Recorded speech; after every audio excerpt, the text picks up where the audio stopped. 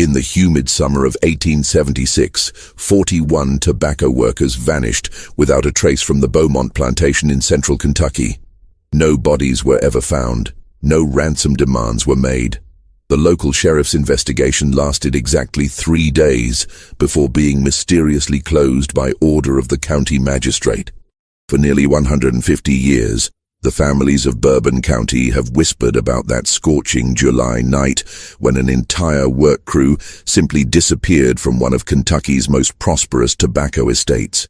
The official records state that the workers abandoned their contracts and fled north.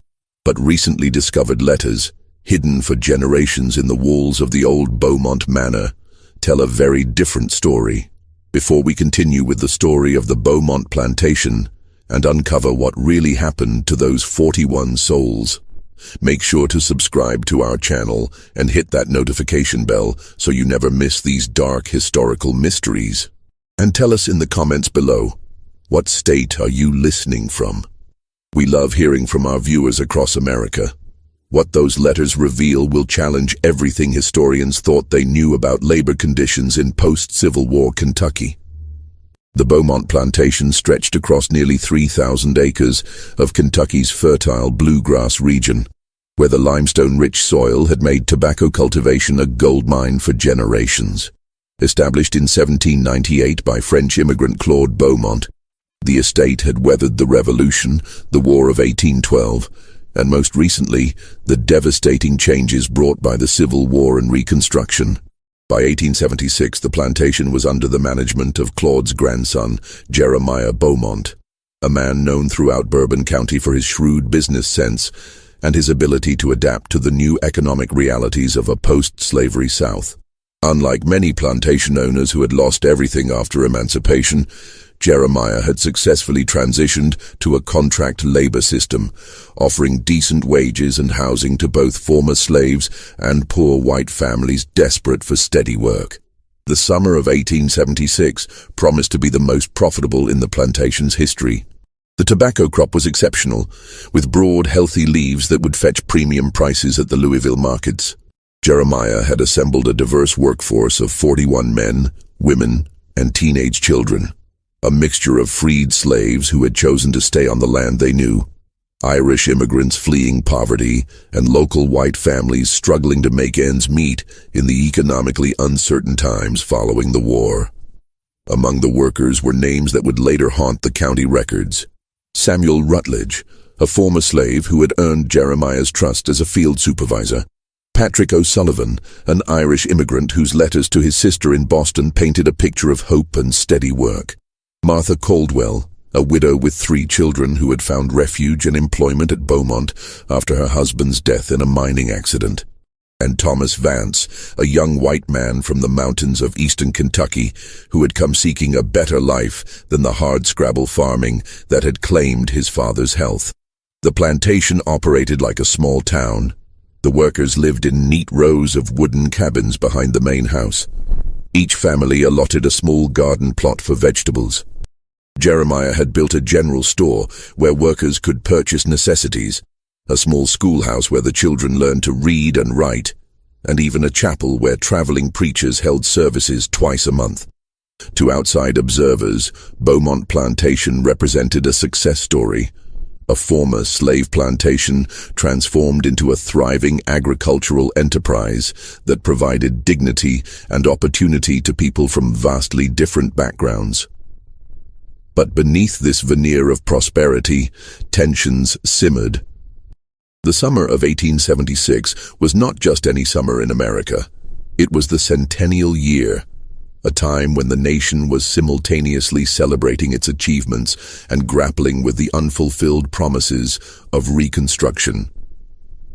In Kentucky, as in much of the South, white supremacist groups like the Ku Klux Klan remained active, terrorizing black communities and any whites who dared to work alongside them as equals. The integrated workforce at Beaumont Plantation was an anomaly that drew attention, not all of it welcome. Local newspaper editor Harrison Crow had written several editorials questioning the social experiment at Beaumont. arguing that such integration was unnatural and dangerous to the established order. Several neighboring plantation owners, still bitter about their losses during the war, viewed Jeremiah's success with a mixture of envy and resentment. There were rumors of nighttime meetings, of hooded riders seen on the roads near the plantation, of threats whispered in the darkness. July 23, 1876, started like any other summer day at Beaumont Plantation. The workers rose before dawn to beat the crushing Kentucky heat, gathering their tools and heading to the tobacco fields as the first pale light crept across the rolling hills. The air was thick with humidity and the sweet, pungent smell of ripening tobacco leaves. Mockingbirds called from the oak trees that dotted the landscape, their songs mixing with the low conversations of the workers as they began another day of the harvest that would determine their prosperity for the coming year. Samuel Rutledge, the field supervisor, had assigned the crews to different sections of the plantation that morning. The main group of 28 workers was sent to the eastern fields, where the tobacco plants were at their peak and needed immediate attention. 13 others were assigned to the curing barns, where the delicate process of drying and preparing the already harvested leaves required constant monitoring. By 7 in the morning, all 41 workers were accounted for and at their posts. Jeremiah Bowmont made his usual morning rounds, riding his bay mare through the fields and stopping to speak with various crew leaders about the day's tasks. Several workers later recalled that he seemed particularly pleased with the quality of the crop and had mentioned plans to expand operations the following year. "This harvest will set us up for years to come," he told Samuel Rutledge as they examined a particularly fine section of tobacco plants. "Every family here will see good money from this season." As the day progressed, the oppressive heat drove temperatures well above 90 degrees. The workers moved methodically through the rows of tobacco, cutting the mature plants and loading them onto wooden wagons for transport to the curing barns. Martha Caldwell was overheard joking with her fellow workers about how the sweat running down their faces would season the tobacco leaves. Patrick O'Sullivan sang Irish ballads to keep the work crew's spirits up as they labored under the blazing sun. At noon, the plantation bell rang for the midday meal, and all 41 workers gathered in the shade of the large oak trees near the main house. They shared simple fare, cornbread, beans, and cold buttermilk while discussing the morning's progress. Several workers mentioned strange visitors they had seen on the plantation roads earlier that week, well-dressed men in dark suits who had ridden through without stopping to speak with anyone. Samuel Rutledge had assumed they were potential tobacco buyers scouting the operation, but something about their demeanor had made him uneasy. After the meal, work resumed. The afternoon shift focused on the more delicate tasks of selecting and preparing the finest tobacco leaves for premium market grades. The workers labored until sunset, when the plantation bell rang again to signal the end of the workday. As had been the custom for months, all 41 workers gathered at the general store to collect their daily wages. Jeremiah Bowmont believed in paying his workers at the end of each day rather than waiting for weekly payouts, a practice that had earned him considerable loyalty. Thomas Vance, who kept meticulous records of the daily wage distributions, noted in his journal that evening that every worker had been present and accounted for at 6:30, when the last wages were handed out. The workers then dispersed to their cabins for supper and rest, many gathering on their front porches to enjoy the cooling evening air and share stories of the day.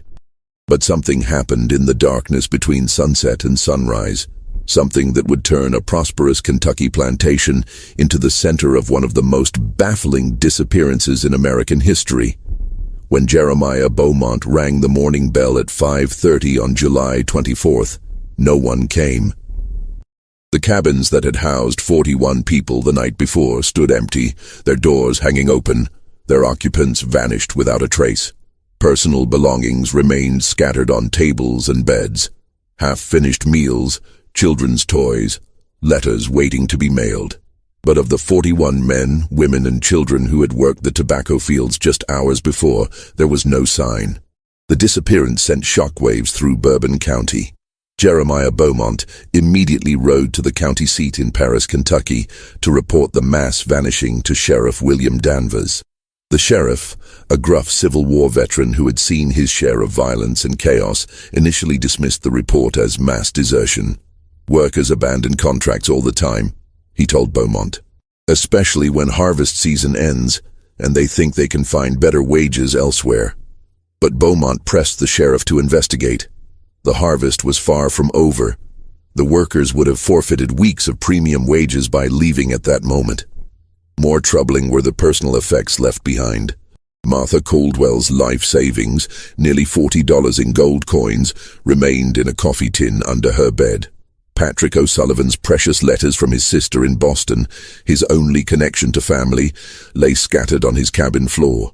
Children's Sunday clothes, carefully mended and preserved for church services, hung on pegs as if their owners had simply stepped outside for a moment.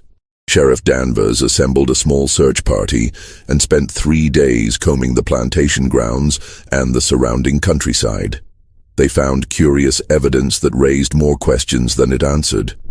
Horse tracks suggested that multiple riders had visited the plantation during the night of July 23rd. But the tracks were deliberately obscured and impossible to follow beyond the main road. Several workers' cabins showed signs of hasty departure, overturned chairs, scattered belongings, but others appeared to have been left in normal order, as if their occupants had simply vanished from their beds. Most disturbing were the discoveries in the tobacco fields themselves. The workers had left their tools exactly where they had been working, arranged in neat rows, as was their habit. But someone had come through after their disappearance and systematically destroyed approximately 3 acres of the finest tobacco plants, cutting them down and burning them in small piles throughout the eastern fields. The destruction seemed purposeful rather than random, targeting the most valuable sections of the crop. On July 27th, just as Sheriff Danvers was expanding his investigation to include neighboring counties, he received an unexpected visit from County Magistrate Edmund Hartwell. Hartwell, a wealthy landowner with political connections throughout Kentucky, informed the sheriff that the investigation was to be immediately closed. The official record would state that the 41 workers had violated their contracts and fled north, possibly to find work in the growing industrial cities of Ohio and Indiana. When Sheriff Danvers protested that the evidence suggested something far more sinister, Magistrate Hartwell produced a stack of legal documents. Someone, he would not say who, had come forward with information proving that the missing workers had been involved in illegal activities. The details were sealed by court order, but Hartwell assured the sheriff that closing the investigation was in the best interests of everyone involved. Any further inquiry would only bring unwanted attention to Bourbon County and potentially damage the region's reputation and economic prospects. Jeremiah Beaumont was devastated by both the loss of his workers and the abrupt end of the investigation. He spent his own money hiring private investigators from Louisville, but they found no trace of the missing people. The Pinkerton Detective Agency, famous for their thoroughness, sent 2 agents who spent weeks following leads throughout Kentucky, Tennessee, and Ohio. Their final report, filed in September 1876, concluded that 41 people could not simply vanish without leaving some trace unless extraordinary measures were taken to ensure their disappearance. As the months passed, the abandoned cabins at Beaumont Plantation began to decay. Jeremiah could not bring himself to hire new workers to live in the homes of the vanished, and the tobacco operation that had once been the pride of Bourbon County fell into decline. Local families whispered theories about what had happened. Some believed the workers had been murdered by the Ku Klux Klan for daring to work as equals across racial lines. Others suspected they had been kidnapped and sold into illegal bondage in remote mining operations. A few wondered if they had witnessed something they shouldn't have and been eliminated to protect powerful interests. The mystery deepened in 1879 when a drifter passing through Bourbon County claimed to have seen Martha Caldwell in a Memphis boarding house. He described her perfectly, including the distinctive scar on her left hand from a childhood accident.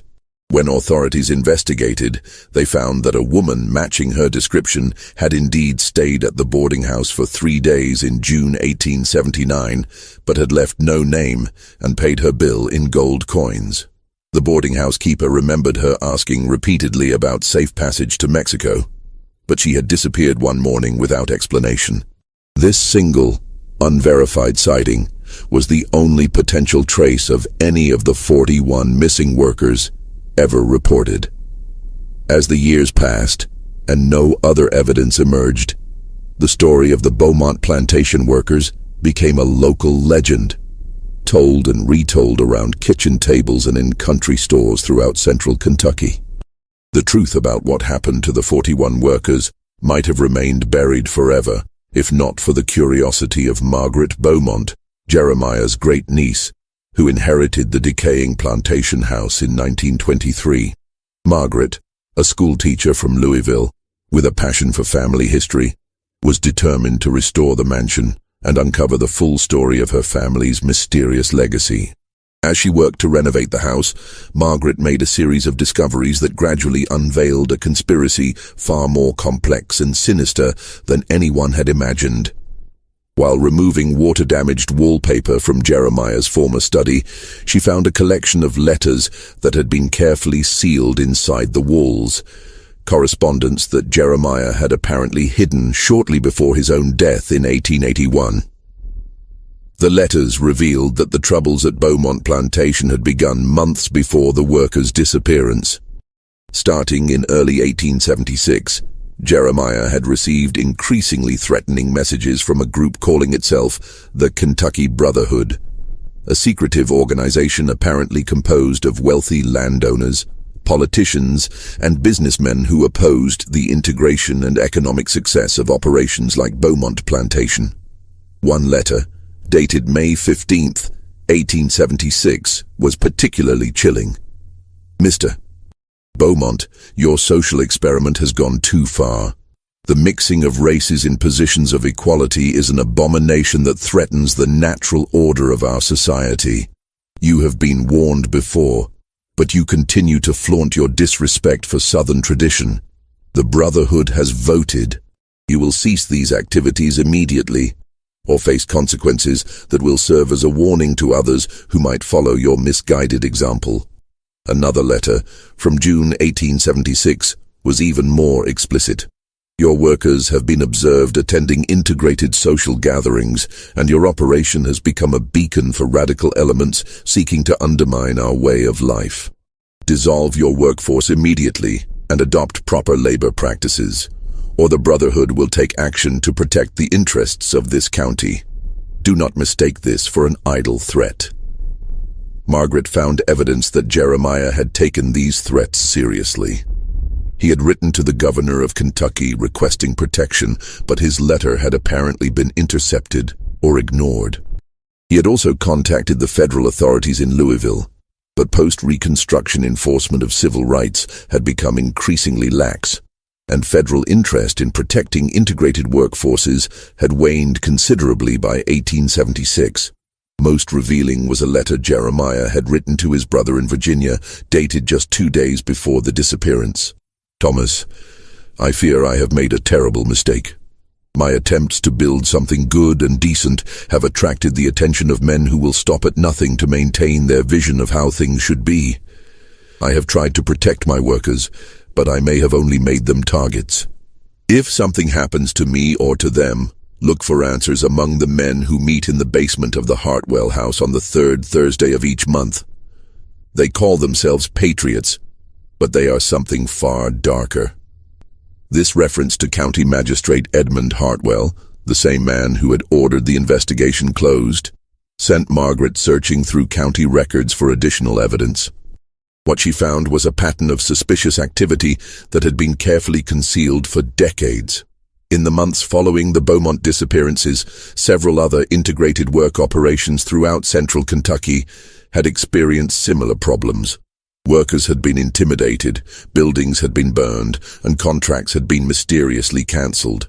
The perpetrators were never identified, but county records showed that in each case, the investigation had been quickly closed by order of local magistrates. More disturbing was Margaret's discovery that several of the men she suspected of involvement in the Kentucky Brotherhood had grown conspicuously wealthy in the late 1870s, despite the economic depression that had affected most of the region. Edmund Hartwell, in particular, had purchased 3 additional plantations between 1877 and 1880, expanding his holdings by nearly 10,000 acres at a time when most landowners were struggling to maintain their existing properties. Margaret's investigation took on new urgency when she discovered a coded ledger hidden beneath the floorboards of Jeremiah's bedroom. The ledger contained detailed records of meetings, names, and financial transactions that painted a picture of a sophisticated criminal organization that had operated throughout Kentucky for years. The codes were complex, but Margaret's background as a schoolteacher helped her recognize patterns and eventually decipher much of the content. The ledger revealed that the Kentucky Brotherhood was far more than a local hate group. It was a criminal enterprise that used intimidation and violence to eliminate competition and seize valuable properties throughout the region. Integrated operations like Beaumont plantation were targeted not just for ideological reasons, but because their success threatened the economic dominance of Brotherhood members who relied on cheap, exploited labor to maintain their profits. Margaret's investigation had attracted attention, the wrong kind of attention. In late 1924, she began receiving anonymous warnings to abandon her research into the plantation's history. Someone broke into her Louisville apartment and searched through her papers, though nothing was stolen. Her mail was apparently being intercepted, as several letters from historical societies and researchers who had offered to help with her investigation never reached her. The harassment escalated when Margaret hired a private investigator to help trace the surviving families of the missing workers. The investigator, a former Louisville police detective named Robert Hayes, had made significant progress in tracking down descendants of several workers when he was found dead in his office, apparently from a heart attack. However, his files related to the Beaumont case had been removed, and his secretary reported that 2 well-dressed men had visited the office the day before his death, claiming to represent interested parties who wanted the investigation stopped. Despite these warnings, Margaret pressed forward with her research, driven by a growing conviction that the 41 workers had not simply disappeared, they had been murdered, and their deaths had been covered up by some of the most powerful men in Kentucky. Her breakthrough came when she located Ezra O'Sullivan, the elderly nephew of Patrick O'Sullivan, one of the missing workers. Ezra, now living in Boston, had preserved his uncle's letters and had spent decades searching for information about Patrick's fate. He revealed to Margaret that Patrick's final letter, dated July 20th, 1876, had contained disturbing information about tensions at the plantation. "Dear Mary, something evil is brewing here in Kentucky. Samuel Rutledge, the field supervisor, told me yesterday that men have been watching the plantation at night, sitting on horses just beyond the tree line. Mr. Beaumont has been nervous and short-tempered, which is not like him. Some of the workers are talking about leaving, but the harvest is so close to completion that most of us want to see it through. The money will set our families up for the winter and beyond. But I have a feeling in my bones that something terrible is going to happen. If you do not hear from me soon, contact the authorities in Boston and tell them that Patrick O'Sullivan did not abandon his job willingly." This letter provided the first direct evidence that the workers had sensed danger before their disappearance. But Ezra had even more shocking information to share. In 1891, 15 years after the disappearance, he had received a visit from a stranger who claimed to have information about Patrick's fate. The man, who would not give his name, told Ezra that Patrick and the others had been killed on the night of July 23rd, 1876, and their bodies disposed of in a way that would ensure they were never found. The stranger claimed to have been present during the killings, but said he had been bound by oath never to reveal the details. However, guilt had tormented him for 15 years, and he wanted Patrick's family to know that their loved one had died bravely, trying to protect the women and children in the group. Before disappearing again, the stranger left Ezra with a cryptic clue. If you want to find where they rest, look for the place where the tobacco grows tallest, where the soil is richest, where the limestone runs deepest. Margaret realized that this clue might refer to a specific location on the Beaumont plantation. Kentucky's limestone-rich soil was famous for producing exceptional tobacco, but certain areas were known to be particularly fertile. She returned to the plantation with a team of agricultural experts and began testing soil composition throughout the property. Their investigation led them to a section of the eastern fields where the tobacco had historically grown with unusual vigor, the same area where the mysterious crop destruction had occurred immediately after the workers' disappearance. Soil samples from this area showed significantly higher levels of phosphorus and nitrogen than surrounding fields, a composition that could be explained by the decomposition of organic matter deep beneath the surface. Just when Margaret thought she was close to solving the mystery, she received a visit that would change everything. County Magistrate Harrison Hartwell, Edmund Hartwell's son, who had inherited both his father's position and his secrets, arrived at the plantation accompanied by 2 attorneys and a court order. The order, signed by a judge in Lexington, prohibited any further excavation or disturbance of the plantation grounds, citing historical preservation concerns and respect for private property rights. But Margaret had learned enough to know she was close to the truth. The pieces of the puzzle were finally falling into place, revealing a conspiracy that had reached the highest levels of Kentucky society. Before she could be stopped, she would uncover evidence that would expose not just what happened to the 41 workers, but why they had to die, and who had given the order for their deaths. Just when we thought we'd seen it all, the horror in Bourbon County intensifies. If this story is giving you chills, share this video with a friend who loves dark mysteries, hit that like button to support our content, and don't forget to subscribe to never miss stories like this. Let's discover together what happens next in this tale of murder and conspiracy that shook Kentucky to its core. Margaret Bowmont's final breakthrough came from an unexpected source. While being forced to halt her excavation of the plantation grounds, she had befriended Elias Rutledge, the elderly grandson of Samuel Rutledge, the missing field supervisor. Elias, now in his 70s, had grown up hearing whispered stories about his grandfather's fate from older family members who had been too frightened to speak openly about what they suspected. The old man's hands trembled as he sat across from Margaret in her modest hotel room in Paris, Kentucky, on that cold December evening in 1924. Outside, snow fell steadily, muffling the sounds of the small town and creating an atmosphere of isolation that seemed appropriate for the terrible secrets he was about to reveal. For nearly an hour, Elias had sat in silence, wrestling with a decision that would break a promise his family had kept for almost 50 years.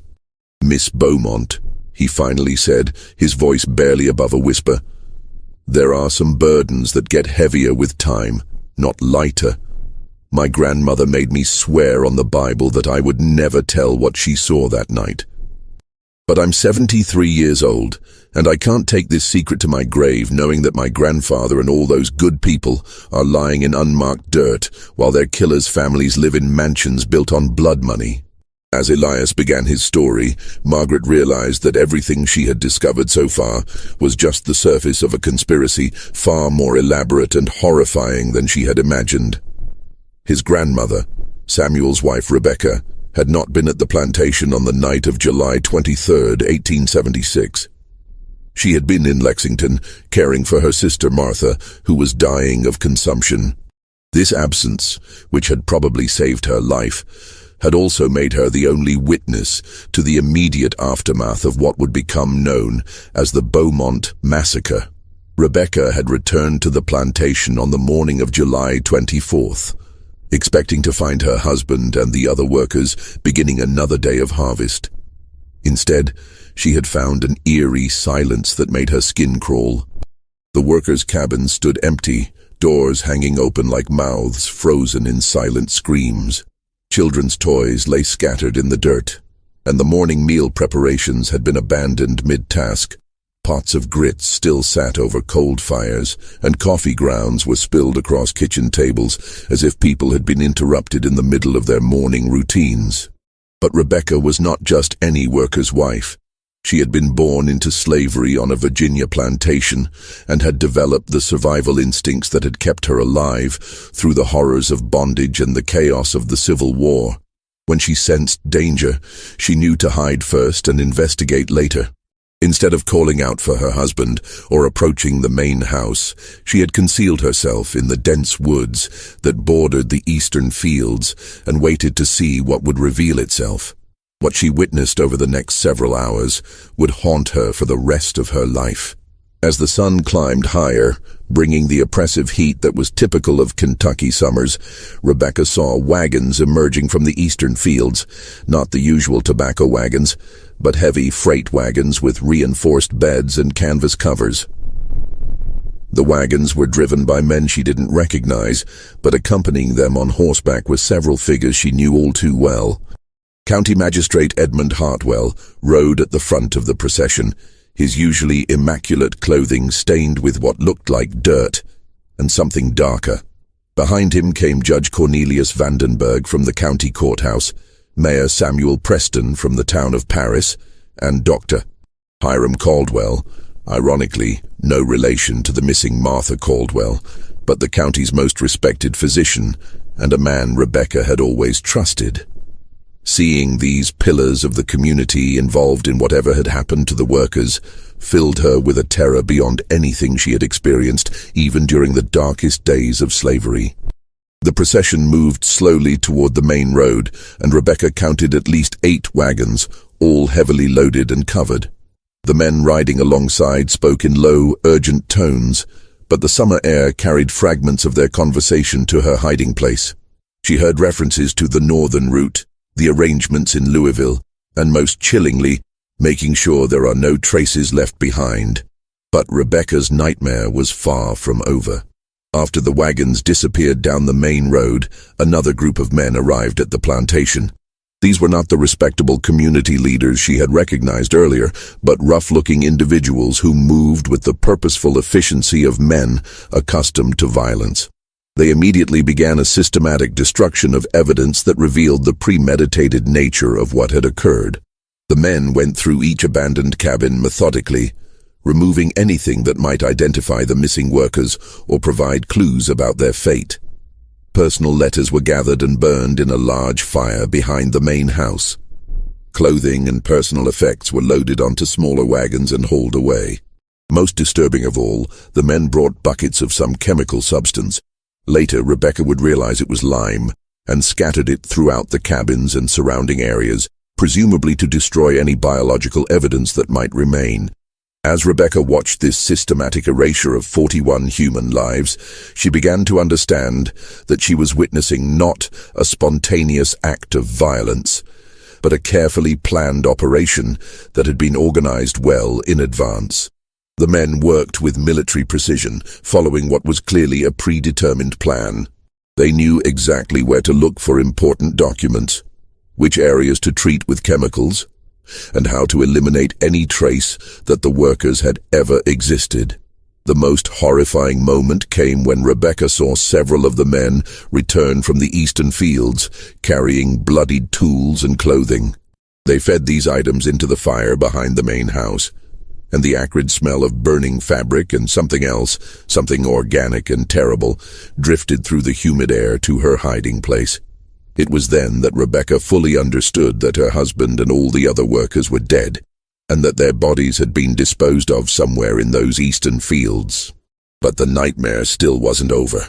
As the afternoon wore on, Rebecca watched as the conspirators began the next phase of their plan, creating a false narrative to explain the workers' disappearance. Jeremiah Beaumont himself arrived at the plantation around 3 o'clock, riding hard from the direction of Paris. From his behavior, it was clear that he had no idea what had transpired.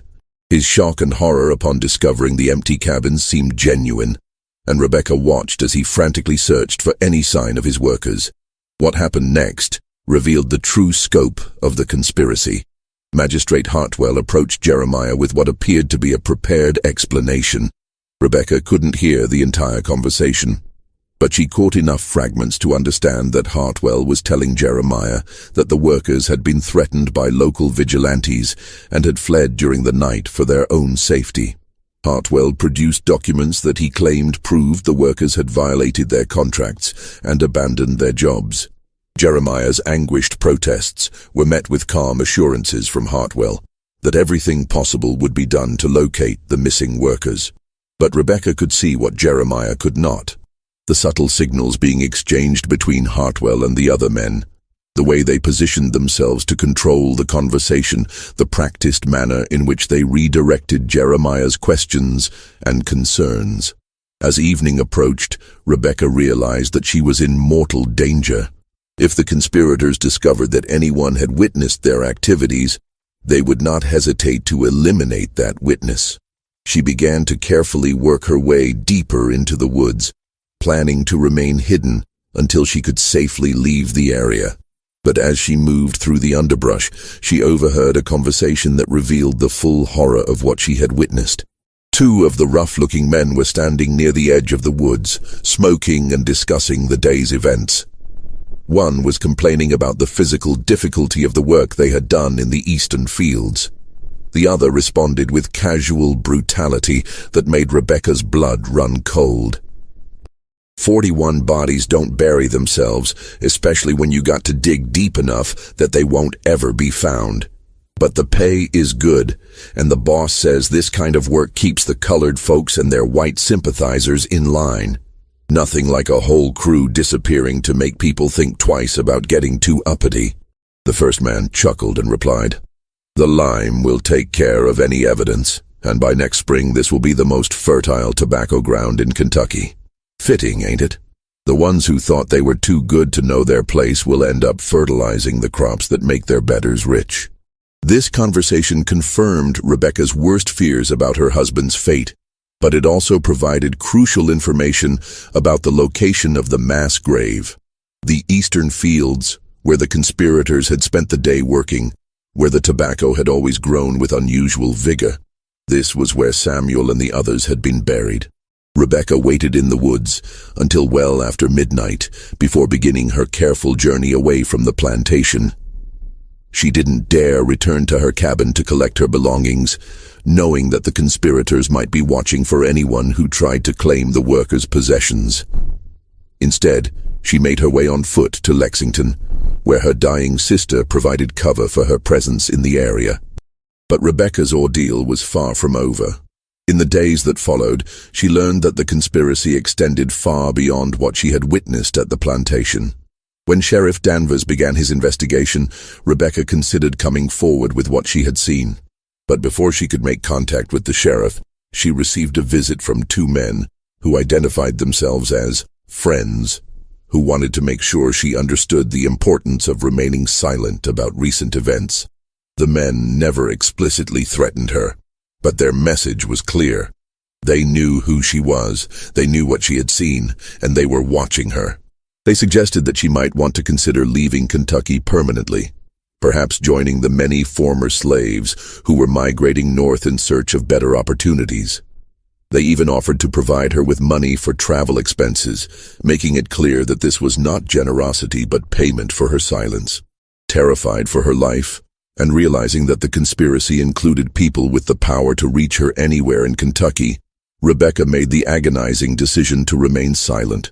She used the travel money to relocate to Cincinnati, where she found work as a domestic servant and tried to build a new life. But she never forgot what she had witnessed, and she never forgave herself for not finding a way to seek justice for her husband and the other victims. Years later, when she felt it was safe to return to Kentucky, Rebecca began the careful process of documenting what she had seen. She wrote detailed accounts of the events, created maps showing the location of the mass grave, and compiled a list of everyone she had recognized among the conspirators. She hid these records carefully, knowing that they might be the only evidence that would ever exist of the Beaumont massacre. When Rebecca finally told her son about what she had witnessed, she made him promise that the information would be passed down through the family until it was safe to reveal the truth. She died in 1902, taking her secrets with her but leaving behind a legacy of evidence that would eventually help expose one of the most heinous crimes in Kentucky history. Now, in 1924, Elias Rutledge was breaking his grandmother's trust and his family's silence because he had come to understand that some promises are meant to be broken when they serve to protect evil. As he finished telling Rebecca's story to Margaret Bowmont, tears streamed down his weathered face. "Miss Beaumont," he said, "my grandmother spent her whole life carrying the weight of what she saw. She died believing that justice would never come for my grandfather and the others. But maybe, if we're brave enough to speak the truth now, we can finally give them some peace." Margaret realized that Rebecca's testimony was the missing piece that would allow her to understand not just what had happened to the 41 workers, but how the conspiracy had been organized and covered up. But Elias had more evidence to share. Hidden in the basement of his small house was Rebecca's carefully preserved documentation.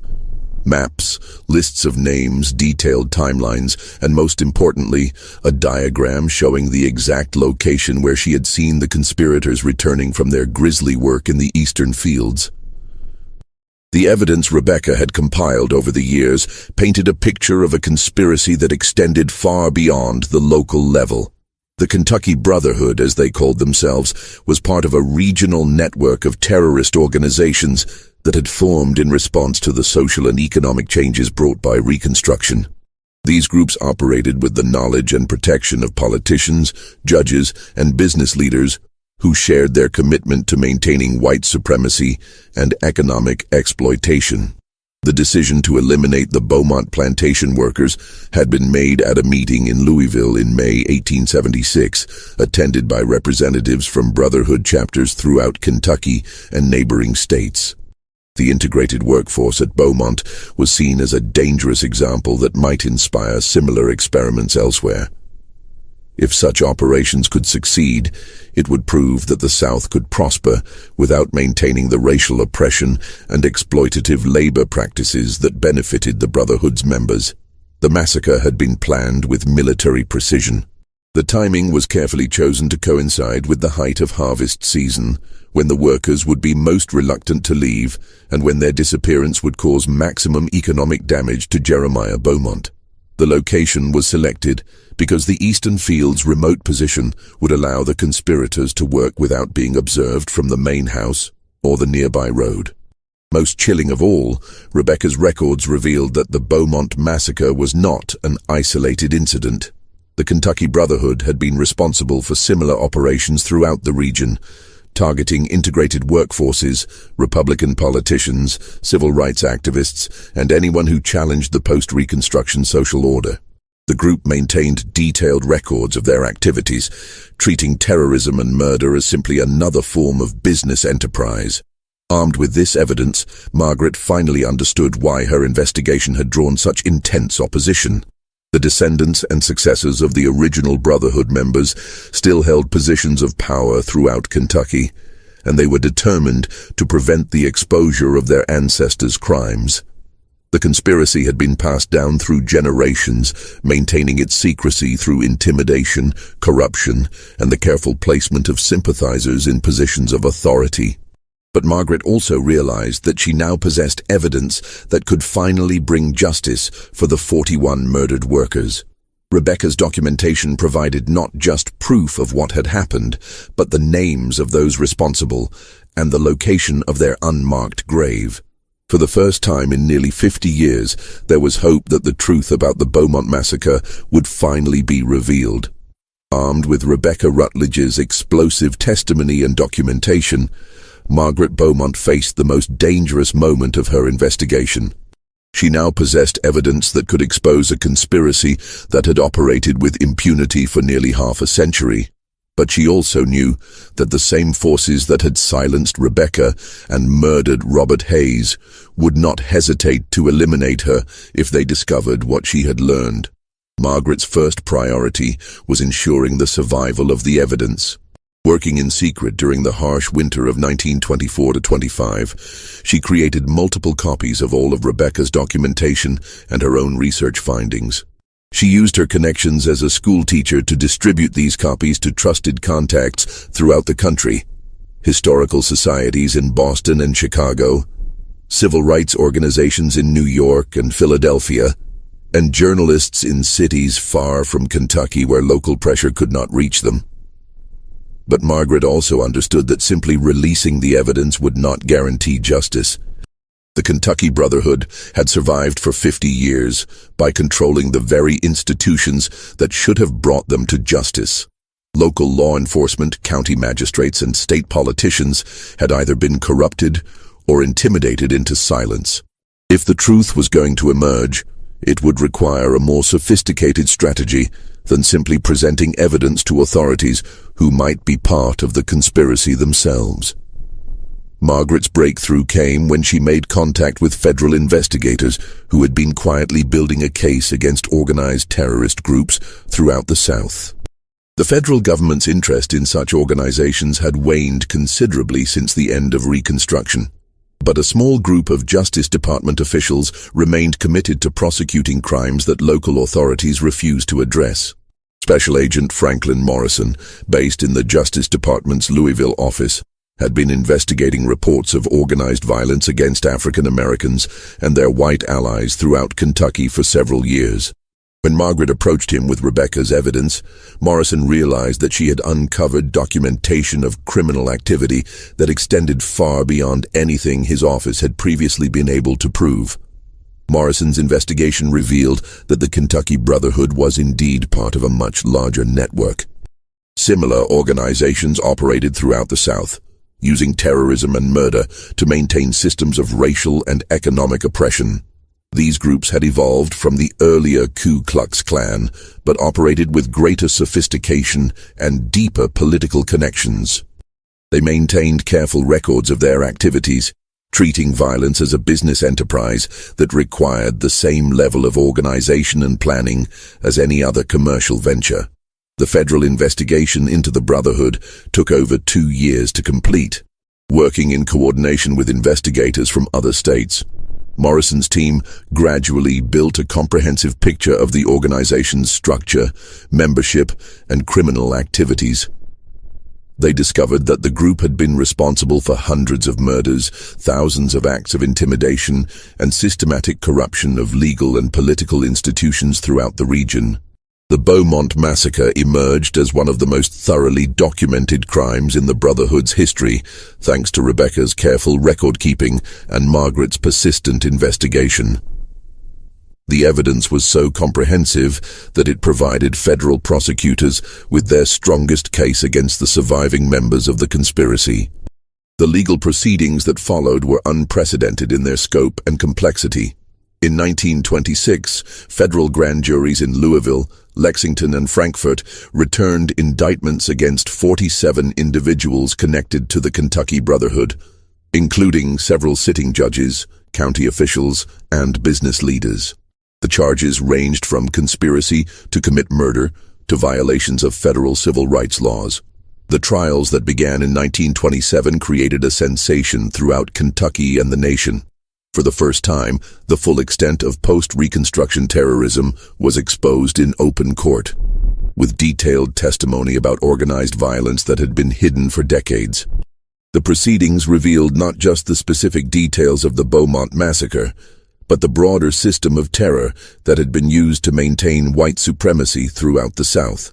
County Magistrate Harrison Hartwell, facing overwhelming evidence of his father's role in organizing the massacre, chose to cooperate with federal prosecutors rather than face trial. His testimony provided crucial details about the Brotherhood's structure and operations, confirming much of what Rebecca had documented and revealing additional crimes that had never been investigated. Hartwell's confession was both devastating and cathartic. He described how his father had received orders from Brotherhood leaders in Louisville to eliminate the Beaumont workers as an example to other integrated operations throughout the region.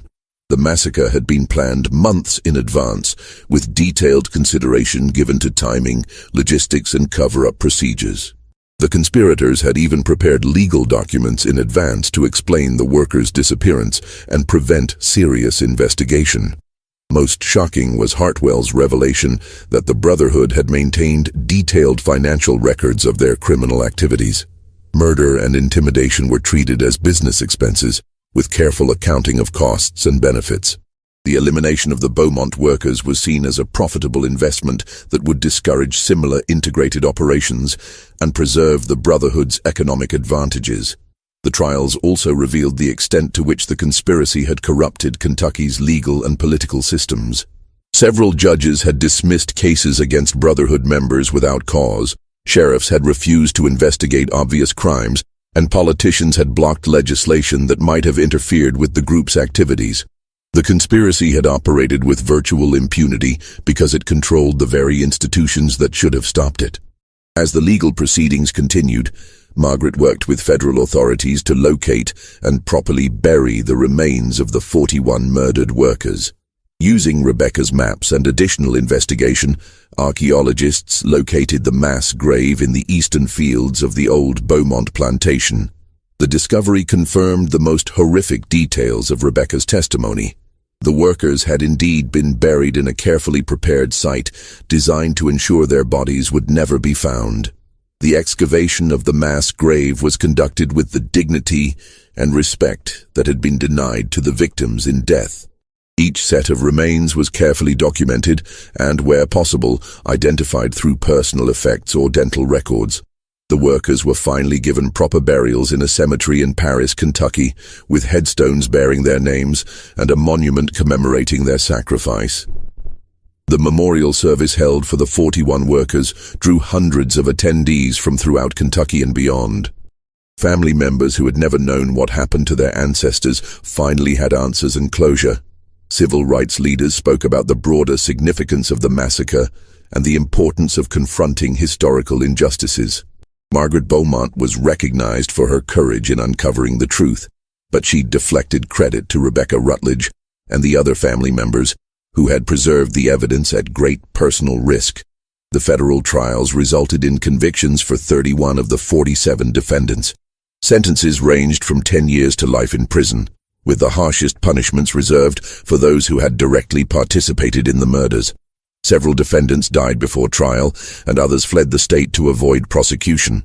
The Kentucky Brotherhood was effectively destroyed as an organization, though individual members who escaped prosecution continued to hold positions of influence throughout the region. The exposure of the Beaumont massacre had broader implications beyond the specific criminal prosecutions. The case became a catalyst for renewed federal attention to organized terrorism in the South and led to the passage of stronger civil rights legislation. It also inspired similar investigations in other states, resulting in the exposure of comparable conspiracies and the prosecution of additional terrorist organizations. Margaret Bowmont devoted the remainder of her life to ensuring that the victims of the massacre were not forgotten, and that the lessons of their sacrifice were preserved for future generations. She established the Beaumont Memorial Foundation, which provided scholarships for the descendants of the murdered workers and supported research into other instances of organized violence during the post-Reconstruction period. The foundation also worked to preserve the historical record of the massacre and its aftermath. Margaret compiled a comprehensive archive of documents, testimony, and evidence related to the case, creating a resource that historians and researchers continue to use today. She insisted that the archive include not just the facts of the conspiracy, but the personal stories of the victims and the impact of their deaths on their families and communities. Margaret's work extended beyond documentation to active education and advocacy. She spoke at schools, universities, and community organizations throughout the country, sharing the story of the Beaumont massacre and its significance in American history. She collaborated with other researchers to document similar crimes throughout the South, helping to build a comprehensive picture of organized terrorism during the post-Civil War period. The old Beaumont plantation was eventually converted into a memorial and educational center dedicated to the history of labor relations and civil rights in Kentucky. The restored workers' cabins serve as exhibits that tell the stories of the 41 victims and place their lives in the broader context of the struggles faced by working people in the post-Reconstruction South. The eastern fields where the workers were buried have been converted into a memorial garden, with walking paths and interpretive markers that explain the significance of the site. The Memorial Center has become an important destination for students, researchers, and visitors interested in understanding this dark chapter of American history. Educational programs connect the story of the Beaumont massacre to broader themes of civil rights, labor organizing, and the ongoing struggle for equality and justice. The center's mission is not just to commemorate the victims, but to ensure that their sacrifice contributes to a better understanding of how organized oppression operates and how it can be resisted. The legacy of the Beaumont massacre extends far beyond the specific events of July 23, 1876. The case represents one of the most thoroughly documented examples of organized terrorism during the post-Reconstruction period, providing scholars with unprecedented insight into how conspiracy and corruption were used to maintain systems of oppression. The detailed records preserved by Rebecca Rutledge and uncovered by Margaret Bowmont have been used in dozens of academic studies and have helped expose similar crimes throughout the South. But perhaps more importantly, the story demonstrates the power of individual courage in confronting institutional evil. Rebecca Rutledge's decision to document what she witnessed, despite the personal danger involved, preserved evidence that would eventually bring justice for the victims. Margaret Bowmont's determination to uncover the truth, even when faced with intimidation and legal obstacles, ensured that the conspiracy could not remain hidden forever. Their examples show that even the most powerful conspiracies can be exposed when individuals are willing to risk everything for justice. The case also highlights the importance of federal intervention in protecting civil rights when local institutions have been corrupted or intimidated. The Kentucky Brotherhood operated with impunity for decades because it controlled local law enforcement and political structures. Only federal investigation and prosecution could break the conspiracy's hold on power and bring the perpetrators to justice. Today, visitors to the Beaumont Memorial Center can walk through the restored plantation grounds and see exhibits that tell the complete story of the massacre and its aftermath. They can visit the Memorial Garden, where the 41 workers are commemorated and read their names on the monument that Margaret Bowmont helped design. They can also explore the research archives that contain thousands of documents related to the case and its broader historical significance. But the most powerful aspect of the memorial is the way it connects past and present. The story of the Beaumont massacre is not just a historical curiosity, it's a reminder that the struggle for equality and justice is ongoing, and that ordinary people have the power to make extraordinary changes when they choose to act with courage and determination. The 41 workers who died at Beaumont Plantation believed in the possibility of a better future, a future where people of different backgrounds could work together with dignity and respect, where hard work would be rewarded fairly, and where children could receive education and opportunity regardless of their parents' race or social status. Their vision was silenced by violence, but their legacy lives on in the ongoing struggle for the justice and equality they died seeking. What do you think of this story? Do you believe that justice was ultimately served, or do the crimes of the Kentucky Brotherhood represent a failure of our legal system that continues to echo today? How do we ensure that the sacrifice of these 41 workers contributes to a more just and equal society? Leave your comment below and tell us your thoughts on this dark but ultimately inspiring chapter in American history. If you enjoyed this tale and want more stories that uncover the hidden truths of our past, subscribe, hit the notification bell, and share with someone who loves historical mysteries. These stories matter. They help us understand not just where we've been, but where we're going, and how we can build a better future for everyone.